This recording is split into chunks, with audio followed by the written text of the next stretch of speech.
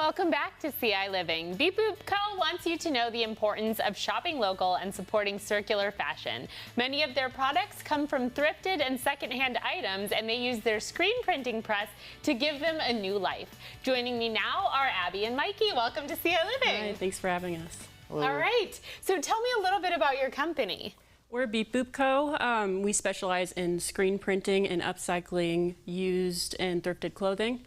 A lot of what we get comes from garage sales, thrift stores, secondhand, just from our friends and family. And yeah, we believe in giving clothes a second life. I think that that's really important. Landfill diversion is always important. So what makes a good piece of clothing? So either a shirt or a hat or something like that. Like what are you looking for when you're thrifting? Yeah, so really what I look for is, first of all, is there any stains, any bleach stains? We also look for pilling.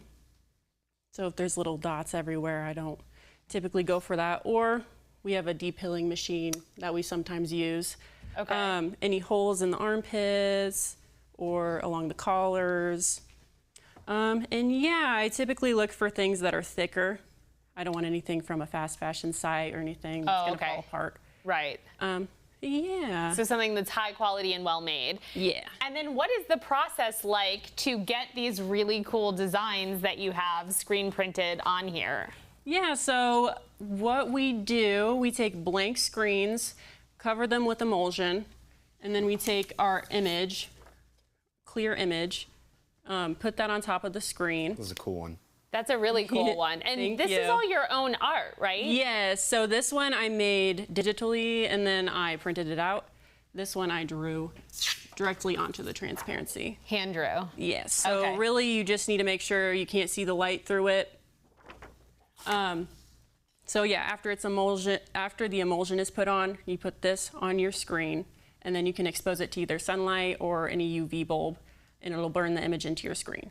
That is so cool. And so it takes like a while to get this screen ready to then print. Yes, yeah, it's a multi-day process typically. And why screen printing? Why not, you know, I don't know, embroidery or any other random process of putting or transfer even? I know some like iron on. Why not iron on? So screen printing is very durable, and also you can make a ton of prints in an hour.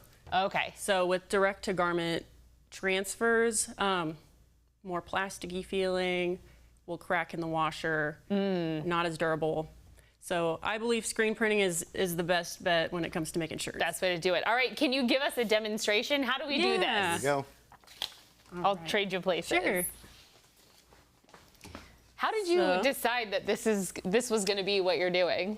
So I was taught in high school in one of my classes, and from then I was like, wow, this is just great. Right. Very affordable way for me to, my goodness. You want me to hold that? I'll hold the bottom. Thank you. So you're just putting the shirt right onto this board right now? Yes. Okay. And I see it has the neck hole. So that's perfect. All right. I might have loaded it on backwards, but we'll just have a back print. I was going to say, do you want to flip it? We'll flip it real quick. We'll flip it. All right. So pro tip number one, when you're screen printing, you want to always put the shirt with the tag on the bottom then? Yes, okay, unless you want a back print. Unless you want a back print, okay. Which sometimes we do, so.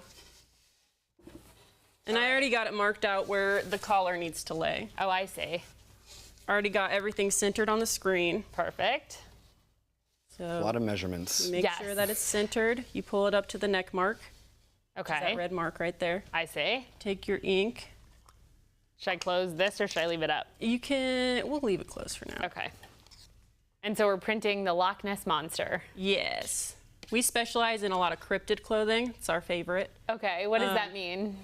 Cryptids are mythological creatures that have a lot of folklore. What do you think about surrounding cryptids? them?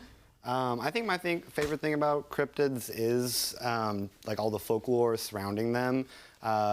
Nessie, Loch Ness, for example, you know, from Scotland, there is just so many eyewitness testimonies. Sure. However, we don't have empirical data to like prove that she's real. But the stories, they're fun to believe in. Yes. Absolutely. Yeah. Yes.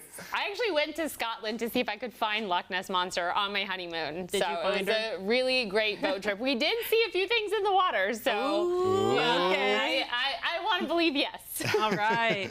So now what you do is you're gonna glaze the screen, make sure all of the ink covers your image. It's got a little spot right there. Okay. And then make it go down all the way and use a little bit of pressure Okay.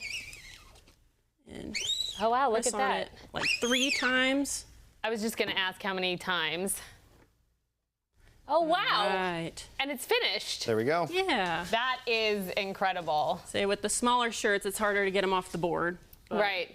But that is amazing. Well, thank you so much for being here and for showing us how to do that. I course. appreciate it.